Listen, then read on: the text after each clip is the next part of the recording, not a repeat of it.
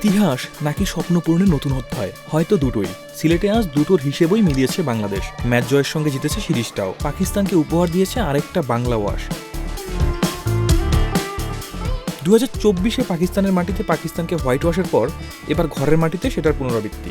এটা যে কত বড় অর্জন সেটার স্বীকৃতি মিলছে পরিসংখ্যানেও। টেস্ট ইতিহাসে প্রথম দল হিসেবে পাকিস্তানকে পাকিস্তানে ও নিজ দেশের মাটিতে হোয়াইট ওয়াশ করা প্রথম দল বাংলাদেশ। অথচ এই পাকিস্তানের বিপক্ষে প্রথম 13 টেস্টে কোনো জয়ই ছিল না বাংলাদেশের। সেই পাকিস্তানের বিপক্ষেই এখন বাংলাদেশ হয়ে উঠছে অপ্রতিরোধ্য। লিখছে নতুন ইতিহাস। আর সেই ইতিহাস লেখার পেছনে আছে বেশ কয়েকজনের বীরত্বগাথা। গল্পের শুরুতেই আসে তাইজুল ইসলামের নাম। ম্যাচটা যখনই বাংলাদেশের হাত ফসকে যাবে বলে মনে হচ্ছিল, তখনই বাঁ হাতের ঘূর্ণিতে উইকেট শিকার করে লাগাম টেনেছেন। বাংলাদেশকে রেখেছেন সঠিক পথে। সে পথে প্রথম ইনিংসে 3 উইকেটের পর দ্বিতীয় ইনিংসে নিয়েছেন 6 উইকেট। টেস্টের শেষ দিনে একটা পর্যায়ে পাকিস্তানের দরকার ছিল 79 রান। দলটির হাতে তখনও 3 উইকেট। উইকেটে সেট ব্যাটসম্যান রিজওয়ান ও আরেক প্রান্তে সাজিদ খান। শঙ্কার মেঘ বাংলাদেশের মাথার উপর। তবে সেই মেঘ কাটল তাইজুলের হাত ধরেই। পরপর 2 ওভারে সাজিদ খান ও খুররমকে ফেরান। মাঝে রিজওয়ানের উইকেট নিলেন শরীফুল। ব্যাস, ম্যাচটা জিতে গেল বাংলাদেশ। শুধু শেষ দিনের গুরুত্বপূর্ণ সময়ে এ দুটি নয়, আগের দিন শিকার করেছেন শান মাসুদ, বাবর আজম, সালমান আগার মতো গুরুত্বপূর্ণ উইকেট। বলাই যায় ম্যাচ সেরার পুরস্কার না উঠলেও সিলেট টেস্টের অঘোষিত নায়ক তাইজুলই। মিস্টার ডিপেন্ডেবল খ্যাত মুশফিকের অবদানও কম নয়। প্রথম ইনিংসে 23 রান করে আউট হলেও দ্বিতীয় ইনিংসে ক্যারিয়ারের 14তম সেঞ্চুরি আদায় করেছেন, থেমেছেন 137 রানে। মুশফিকের কল্যাণই তো চতুর্থ ইনিংসে পাকিস্তানকে এত বড় লক্ষ্য দিতে পেরেছিল বাংলাদেশ। অবশ্য প্রথম টেস্টেও কম যাননি মুশফিক।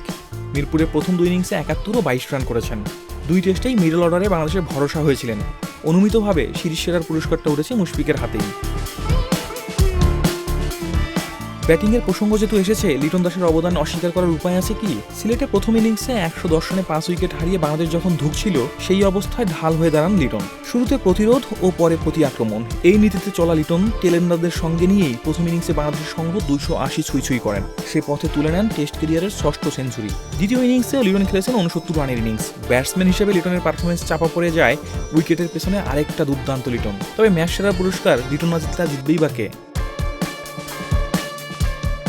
ভুলে গেলে চলবে না নাহিদ রানার কথা। সিলেটে 2 ইনিংসে 6 উইকেট নিয়েছেন। মিরপুর টেস্টেও তাই। উইকেটের চেয়েও বড় কথা, যেভাবে গতি আর বাউন্সারে পাকিস্তানি ব্যাটসম্যানদের নাস্তানুবুদ করেছেন, বাংলাদেশ তো সেখানেই এগিয়ে গেছে এক ধাপ। মেহেদী হাসান মিরাজের কথাই বা ভুলে গেলে চলবে কিভাবে? মিরপুর টেস্টে নাহিদ রানার মতো মিরাজও তো ইনিংসে 5 উইকেট নিয়েছিলেন। নাজমুল হোসেন শান্তও কি কম করেছেন?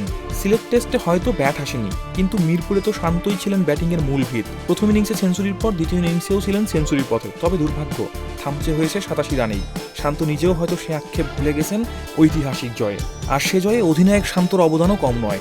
কখন কাকে বল দেবেন, কোন ফিল্ডার কোথায় থাকবেন, এমন সব গুরুত্বপূর্ণ সিদ্ধান্ত তো শান্তর মাথা থেকেই এসেছে। অধিনায়কের সেসব সিদ্ধান্ত যথাযথভাবে বাস্তবায়ন করেছেন বাকিরা। তাতে এসেছে ঐতিহাসিক জয়, যে জয়ে প্রথমবারের মতো আইসিসি টেস্ট র্যাঙ্কিংয়ে বাংলাদেশ উঠে এসেছে 7 নম্বরে।